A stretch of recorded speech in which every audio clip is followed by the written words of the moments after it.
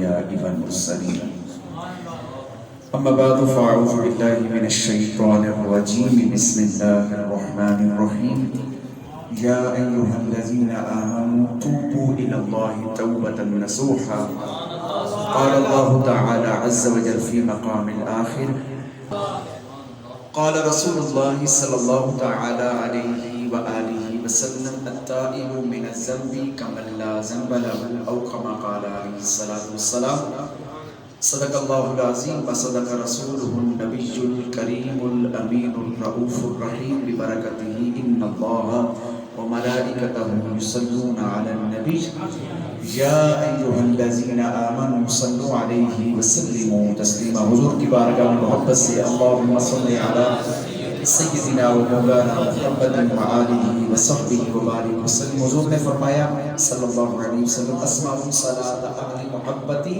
وأعرفهم. حضور نے فرمایا کہ جب کوئی اہل محبت میرا کوئی عاشق جب دل سے محبت کے ساتھ مجھ پر درود پاک پڑھتا ہے تو حضور نے فرمایا کہ اس کو میں سماعت بھی کرتا ہوں اور ان میں سے ہر ایک کو پہچانتا ہوں. اب اس حدیث کو سننے کے بعد آپ نے ذرا محبت کے ساتھ اظہار کرنا ہے اس چیز کا کہ حضور ہمیں پہچان بھی رہے ہیں اور ہمیں سماعت بھی فرما رہے ہیں. اب ذرا بلند آواز سے صلی اللہ علیہ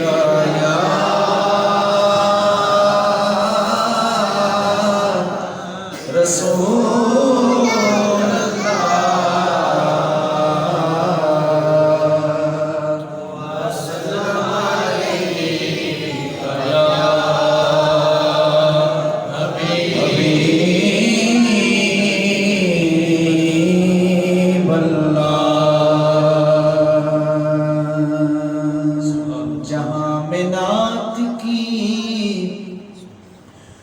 خوشبو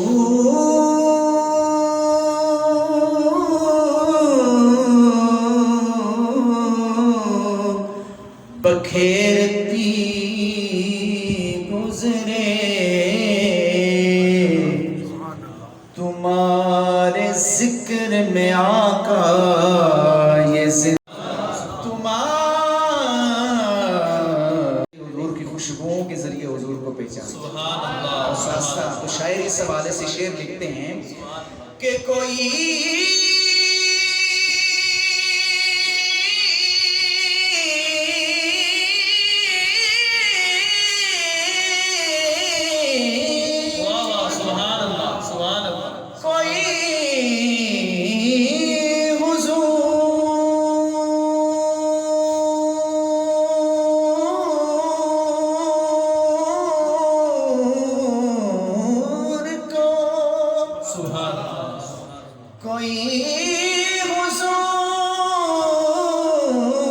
حضور کو جب ڈھونڈنے نکلتا تھا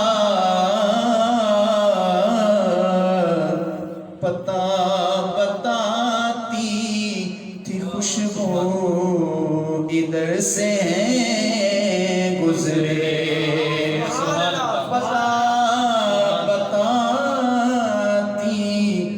خوشبو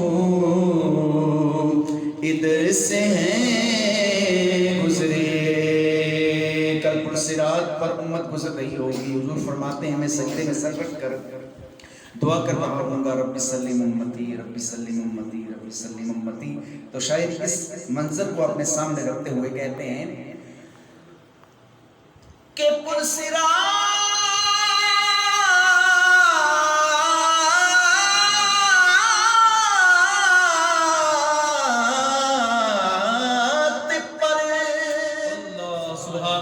فقط اس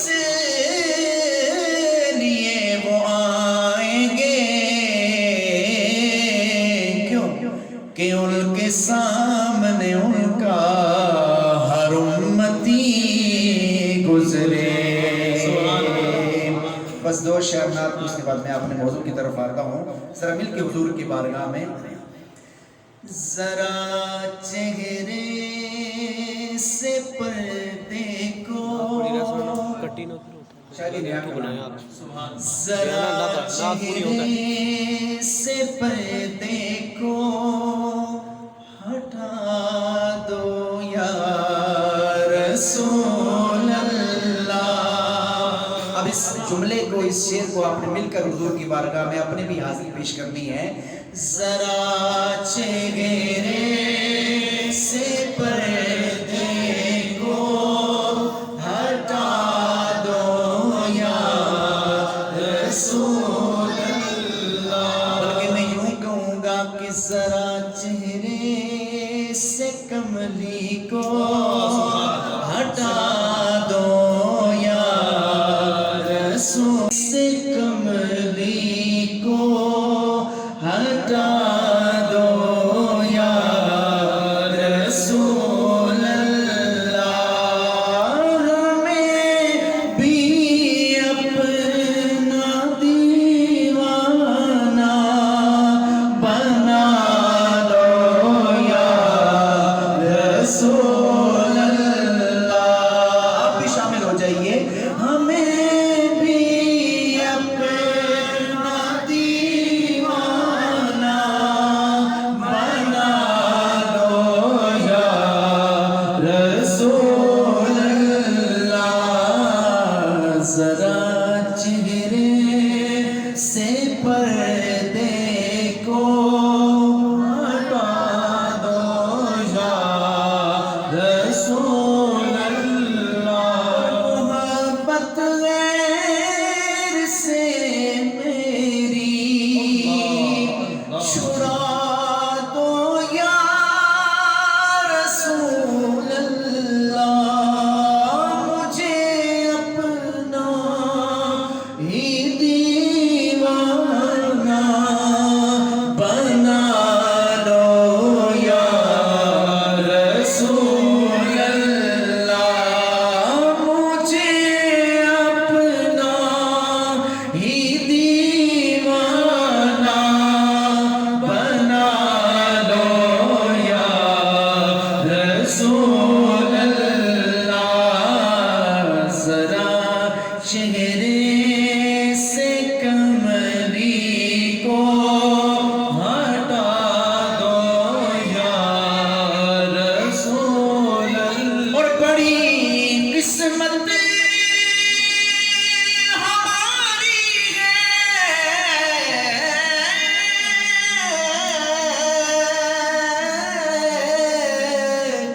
کہ امت میں تمہاری ہے۔ بڑی قسمت ہماری ہے کہ امت میں تمہاری ہے۔ بھروسہ دینو دنیا میں تمہارا یا رسول اللہ۔ بھروسہ دینو دنیا میں تمہارا یا رسول اللہ۔ ذرا چہرے سے کملی کو ہٹا دو یا رسول اللہ۔ اس میں مختصر کر کے آگے بڑھ رہا ہوں۔ اندھیری قبر میں مجھ کو اکیلا چھوڑ جائیں گے۔ اندھیری قبر میں مجھ کو اکیلا چھوڑ جائیں گے۔ دعا کیا ہے؟ وہاں ہو فضل تیرے سے اجالا یا رسول اللہ۔ مجھ کو اکیلا چھوڑ جائیں گے۔ وہ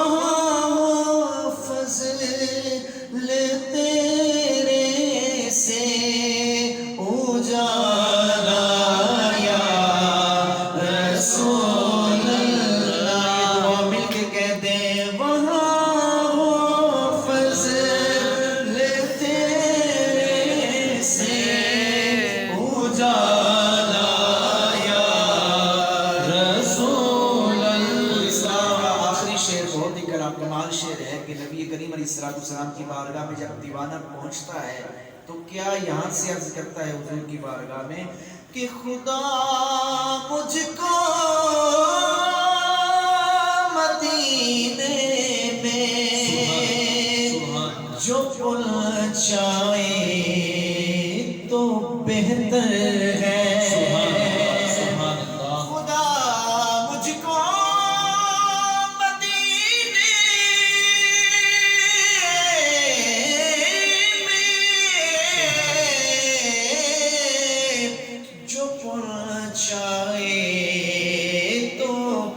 بہتر ہے کہ روزے پر ہی میں دے دوں جا کر یا رسول اللہ ذرا چہرے سے کملی کو ہٹا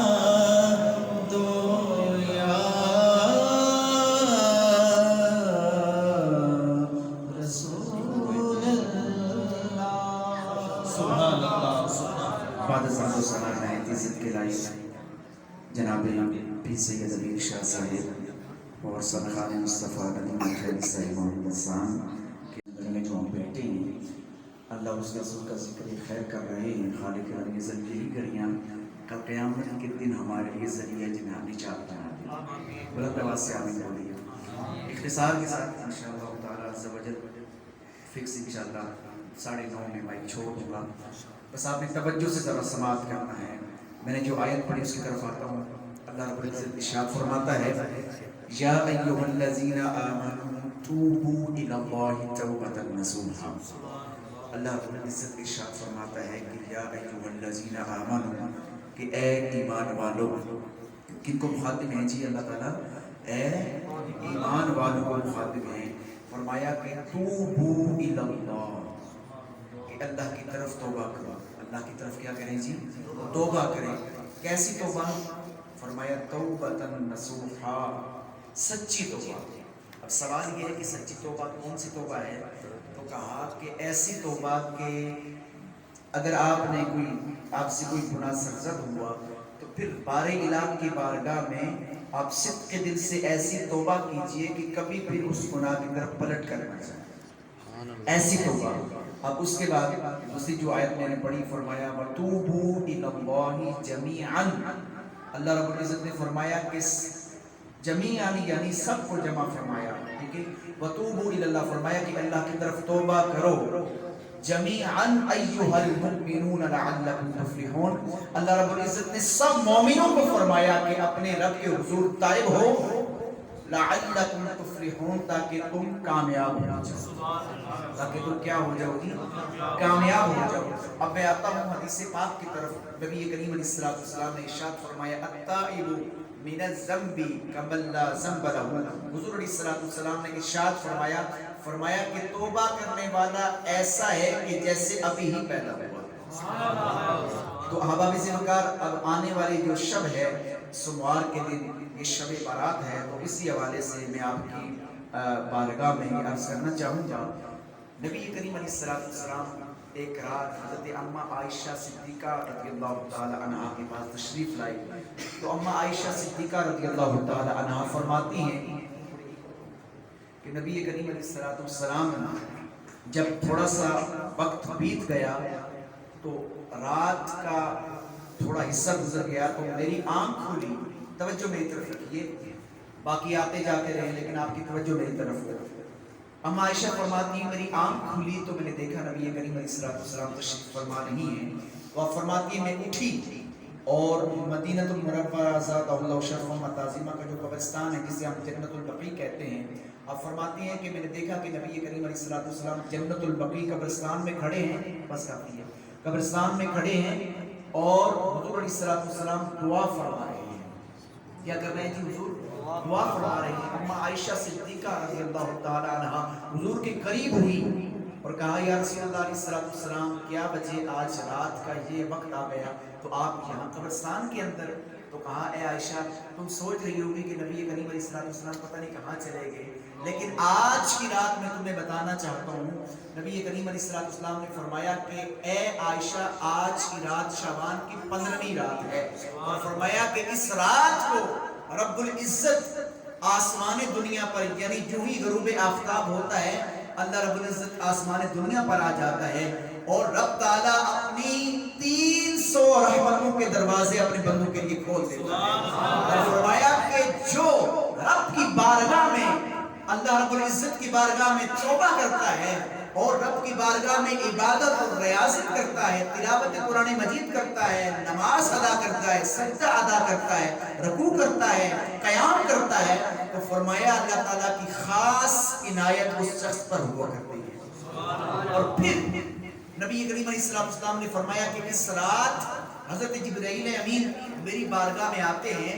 اور کہا یا رسول اللہ علیہ السلام آسمان کی طرف نگاہ کیجئے، تو نبی کریم علیہ السلام نے فرمایا جب میں نے آسمان کی طرف دیکھا تو کہا یا رسول اللہ علیہ السلام آپ دیکھیے کہ ہر ایک فرشتہ اللہ تعالیٰ کا ہر ایک فرشتہ امت محمدیہ علیہ السلام کو ندا کر رہا ہے، اور کہا یا رسول اللہ علیہ السلام آج کی رات رب تعالیٰ کی خصوصی عنایات ہیں امت محمدیہ علیہ السلام پر، اور جو شخص سجدہ کر رہا ہے فرشتے اسے بھی خوش نصیب کہہ رہے ہیں، جو قیام کر رہا ہے فرشتے اسے بھی خوش نصیب کہہ رہے ہیں، اور جو سجدے کی حالت میں ہے فرشتے اسے بھی خوش نصیب کہہ رہے ہیں۔ اور فرمایا کہ یہ سلسلہ رب جب آسمان دنیا پہ آتا ہے حضور علیہ السلام نے فرمایا یہ سلسلہ غروب آفتاب سے لے کر طلوع فجر تک جاری رہتا ہے، اور رب تعالیٰ فرماتا ہے کہ اے میرے بندو ہے کوئی تم میں سے توبہ کرنے والا میں اس کی توبہ قبول کر لوں،